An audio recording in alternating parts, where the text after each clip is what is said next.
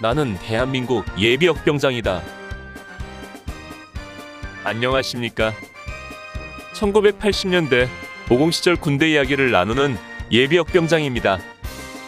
오늘도 저의 옛날 군대 이야기와 함께 추억여행 떠나시죠.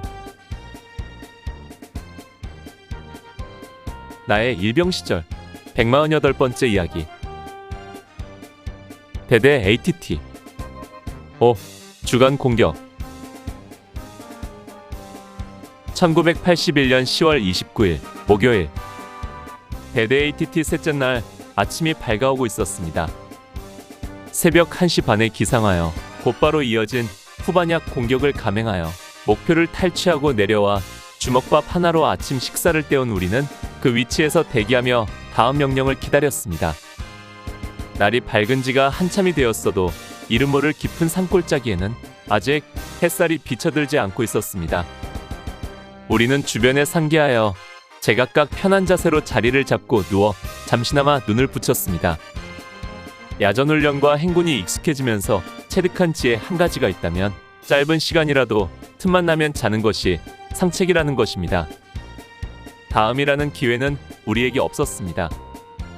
그저 작은 기회라도 찾아오면 세상에서 가장 편한 자세로 휴식을 취하는 것입니다. 08시가 되자 소대별로 집합하라는 명령이 떨어졌습니다. 그리고 곧바로 이동이 시작되었습니다. 주간 공격이 시작된 것입니다. 산자락에서 나온 우리는 가을 추수가 끝난 논을 가로질러 지나고 다시 개울을 건너 건너편 산으로 올라갔습니다. 그리고 산의 8부 능선을 따라 한참을 갔습니다. 별다른 상황은 없었지만 산세가 만만치 않아 전진하는데 애로가 많았습니다. 1시간 이상을 산악행군을 하다가 산을 벗어나니 앞에 큰 개울이 보였습니다. 알고 보니 그곳은 31연대 4대대 사단 신병교육대 앞을 흐르는 서천 강물이었습니다. 우리는 광치검문소와 신병교육대 중간쯤 되는 지점에서 도강하여 논두렁에 은폐하여 휴식을 취했습니다. 시간은 오전 10시가 다 되어가고 있었습니다. 잠시의 휴식을 마치고 도로로 나왔습니다. 우리가 늘 다니는 광치령에서 용아리에 이르는 길이었습니다. 평지로 나와서 걸으니 살 것 같았습니다. 사단 신병교육대 앞을 지나 용아리에서 양구터널 방면으로 좌회전하여 31연대 앞을 지났습니다.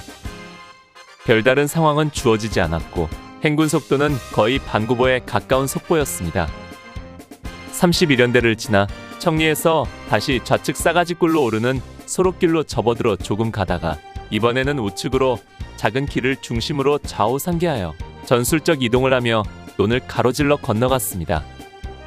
논 건너편으로는 야산이 있었는데 그곳이 학수초등학교 뒷산이었고 바로 이곳이 우리의 중간 목표였습니다. 우리는 와지선에 붙어 주간 공격 형태로 상계하여 동시에 공격하기로 했습니다. 중대장은 이곳은 우리의 최종 목표가 아닌 중간 목표였기 때문인지 별다른 작전 없이 그대로 동시에 공격해 올라가라고 한 것입니다. 공격은 싱겁게 끝났습니다. 저항하는 적이 있는 것도 아니고 기관총이 후방 지원하는 것도 아니어서 몇몇 소총수의 함성과 공포탄 몇 발 쏘는 것으로 공격은 마무리되었습니다. 우리 중대가 예비대이기 때문에 주공을 펼치는 9중대와 10중대를 지원하는 임무인 것 같았습니다. 9중대와 10중대는 어디서 어떤 작전을 하고 있는지 우리들은 전혀 알 수가 없었습니다. 배가 무척 고팠습니다. 새벽 1시 반에 일어나서 후반약 공격을 하고 아침 식사로 주먹밥 하나만 먹었기 때문입니다. 정말 다리에 힘이 풀리고 입에서 단내가 날 지경이었습니다. 우리는 중간 목표를 탈취하고 그곳에서 싸가지고 온 주먹밥으로 점심을 먹었습니다.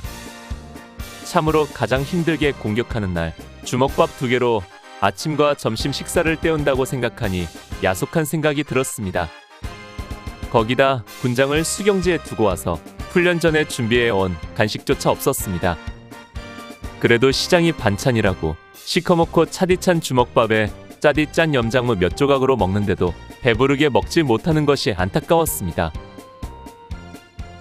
아침에는 싸늘했던 날씨가 한낮이 되면서 기온이 점점 올라 이제는 땀으로 온몸이 젖을 정도였습니다. 우리는 식사를 마치고 나무 그늘을 의지해서 휴식을 취했습니다. 그러나 그것도 잠시 다시 집합 명령이 떨어졌고 우리는 다시 주간 공격을 이어가야 했습니다. 두무동 고개를 향해 계속 올라가다가 어느 지점에서 우측으로 산등성이로 올라갔습니다. 또다시 산악 행군이 시작된 것입니다. 급경사 산길을 나무뿌리 풀뿌리를 부여잡고 기어오르다시피 올라야 했습니다.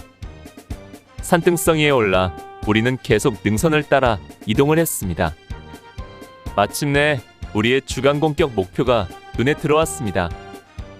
중대장은 1소대와 2소대로 좌측과 우측을 치게 하고 화기소대를 후방 지원, 3소대와 지원 병력을 중앙에 배치하여 공격토록 했습니다.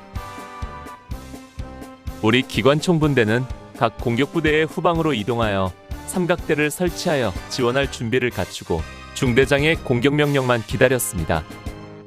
마침내 공격 명령이 떨어지고 먼저 우리 기관총들의 지원 사격이 시작되었습니다. 야간 공격과 주간 공격에서 우리 기관총의 운용 방식이 다릅니다. 기도빈익이 요구되는 야간 공격에서는 소총수들이 최대한 적 방어선에 접근하여 공격을 개시하면 지원 사격을 합니다.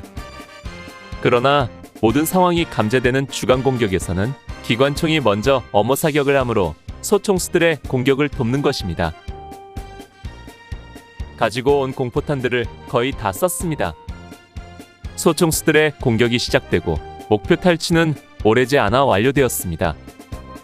우리가 탈취한 공격 목표는 바로 양구터널 위쪽 산자락이었습니다. 우리는 공격을 완료한 뒤에 다시 다음 명령을 기다리며 휴식을 취했습니다. 오늘 추억여행에 함께 해주셔서 감사합니다. 다음 이야기를 기대해 주시고 구독과 좋아요 부탁드립니다. 항백